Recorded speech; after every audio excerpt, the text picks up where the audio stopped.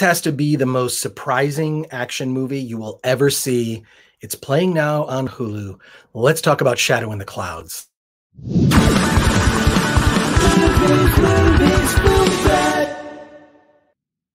Welcome to the Film Threat Podcast. I am Chris Gore. I am pleased today to talk to a director of an action film that really surprised me. In fact, we cannot talk about the second half of this film. Way too many spoilers. But this action movie is so unique and different. It stars Chloë Grace Moretz. It's called Shadow in the Clouds.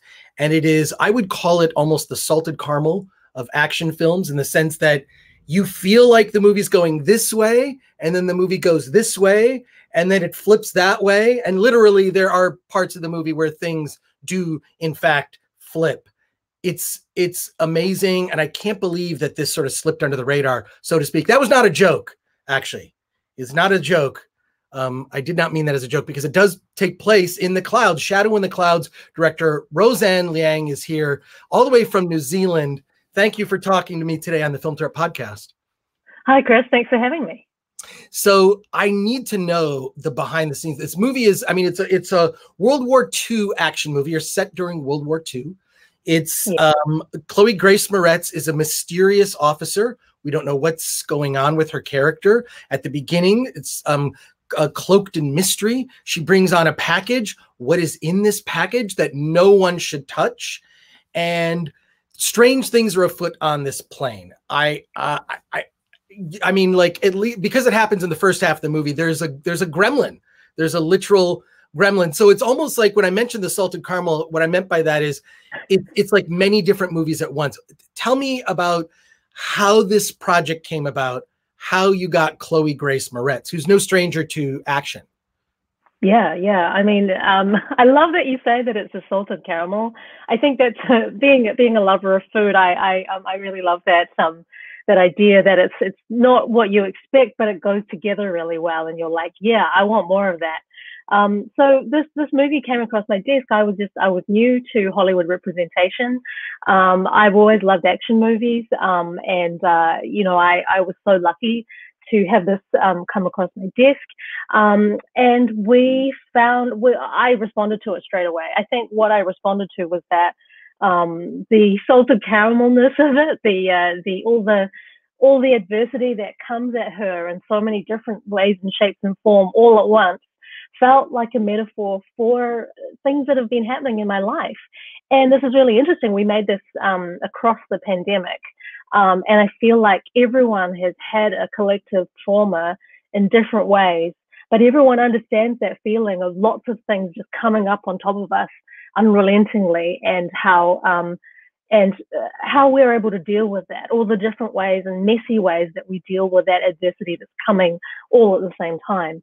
Chloë Grace Moretz came on relatively early in the process. She read the script, and it really resonated with her in a similar way. You know, she has grown up on film in front of our eyes, and the experiences that she's had have been incredible and wonderful and positive in one way, but really kind of less positive in other ways, especially as a young woman in a very kind of not 100% safe you know, situation or community. So we bonded over our common ground on this movie, and we sort of took the steps together to make it the best action movie that we could. Hollywood is a weird place. It is a weird, just having, I mean, I moved here in the early 90s, and I can just tell you, and I'm nobody, and I have had some strange experiences with people in this industry are weird. I do need to apologize that Shadow in the Cloud is the name of your, I'm sorry. I felt like I was in the clouds. I felt like I was in the clouds after I had seen it. There's a great sequence in the movie. I mean, it's so, I mean, she's not welcomed once she steps foot on this plane. She is not welcomed. She's told multiple times to get off the plane. I almost feel like it's like, that could be sort of an allegory for going to Hollywood. Get off the plane, get out of here. We don't want you. Don't come here. Get away. And there's a sequence in about the first third of the film. She spends a good amount of time in isolation in this cabin, and she's locked off. and all the characters that were briefly introduced to in the beginning become disembodied voices. And it's such an intense, compelling part. I could have watched the rest of the movie of just, right? Like, okay, I don't know if maybe that was in the development of the story. You could have spent almost the entire film in that place. I mean, I was captivated during that scene. Tell me about working with her. And then also just the fact that, I mean, she's such an amazing actress. I had the opportunity to meet her she had a film at South by Southwest, the movie that she did with Nicolas Cage. And now why can't I remember the name? Kick-Ass. Yeah, right? Kick-Ass. Yeah. So she is a force of nature. She's amazing. But tell me about what it was, how you crafted that. Was there concern that she's spending a lot of time alone, sitting in a cabin, she's just acting to voices? Tell me about the construction of that and how you made it work so successfully. Yeah, so this was already in the script when I received it, and it was one of the reasons why I responded so much to the script, because it's first of all, it's not your usual story, but also the way the story is told is really unusual, and that sort of made me, as a filmmaker, I like a challenge, right? And that's something that me and Chloe share, is that we both like a challenge. You're like, oh God, this is so crazy. I'm not sure if it's going to work, but man, I'm really going to enjoy trying to find out whether it's going to work. So so on set, it was a very interesting sort of setup. So on set, we had Chloe inside a metal and glass ball, which was on a rig that allowed it to move hydraulically, sort of 180 on the I guess the y-axis. And the thing with Chloe is that she's actually claustrophobic. And this was one of the first conversations we had. She was like, so how are we going to do this? And we worked our way around it in that it's a really tiny ball. You kind of have to sit in a crunched fetal position inside.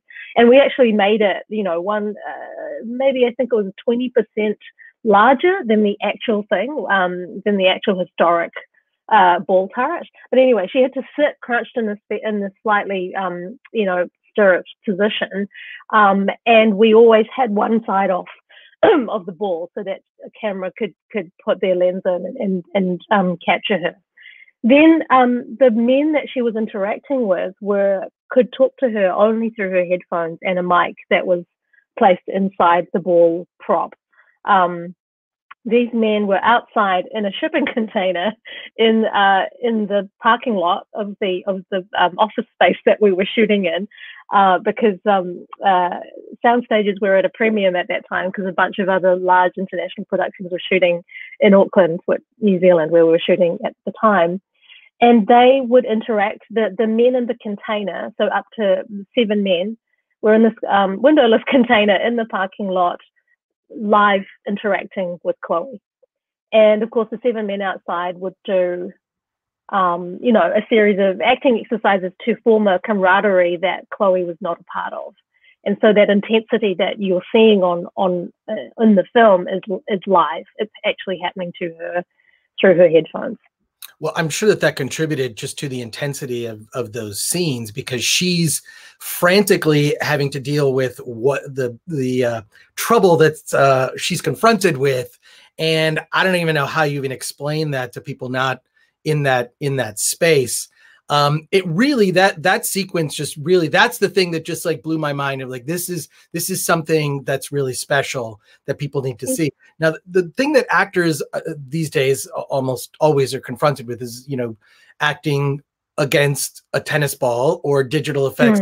How did you achieve with the gremlin that is causing so much? And I love that there's some almost like dismissiveness of like, there are bigger things, we've got planes that are trying to kill us.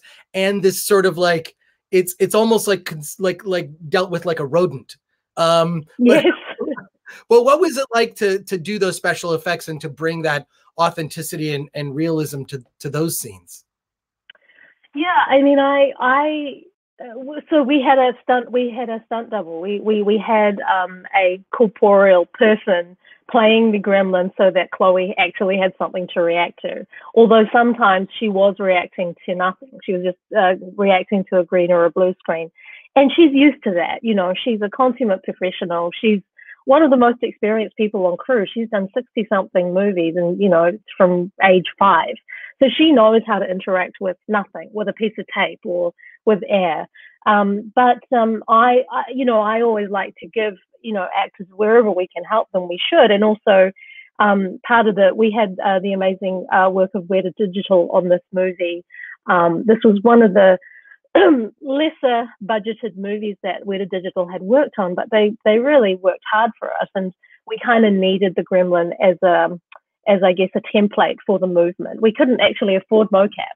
We couldn't afford, you know, the markers, but we could still get, you know, a performance capture. And usually the gremlin was played by our stunt coordinator, Tim Wong, who would put on a grey suit with a hole cut out for his face, and he went for it. So Chloe, in the scene, there's a scene where she is interacting quite intensely with the gremlin, and who she's reacting to is actually our stunt coordinator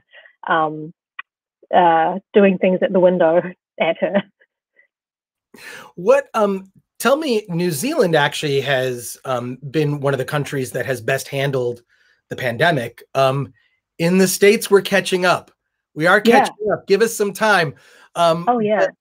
But what was it like to make this film during the pandemic? I mean, there's certain productions that obviously had their challenges. Did Chloe come there and have to be quarantined? Like, what were some of the procedures that you had to follow in order to be able to move? Because I'm impressed that I didn't realize it was shot as things were transpiring.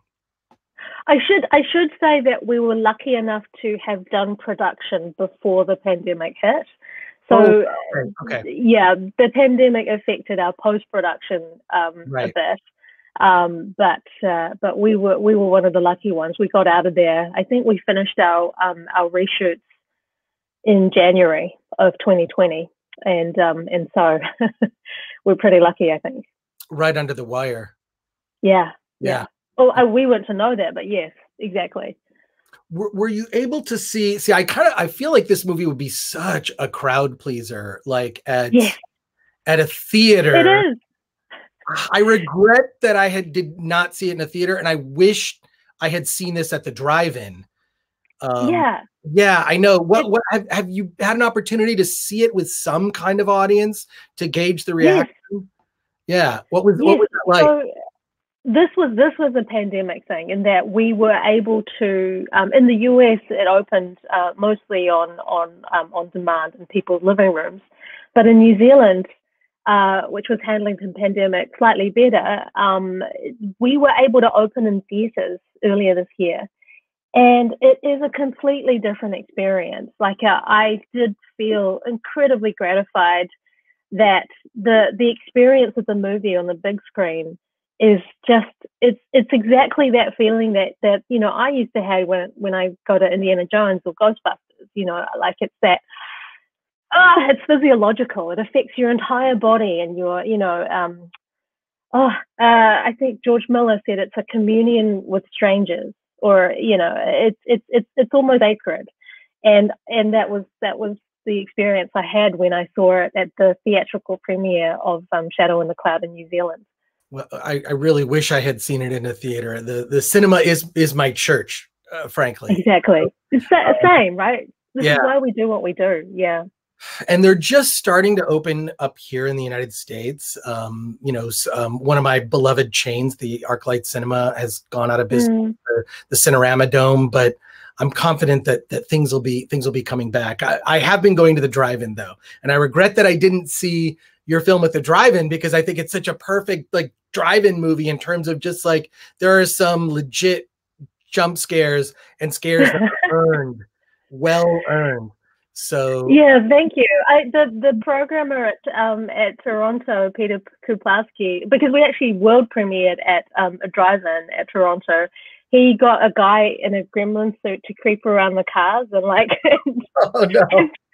And later the people were like, I mean, you'd think it, in pandemic era that would be slightly confronting, but he got the most beautiful feedback. They were like, thank you for creating an experience that showed us how we were, that reminded us of how it was in this really difficult time. Yeah.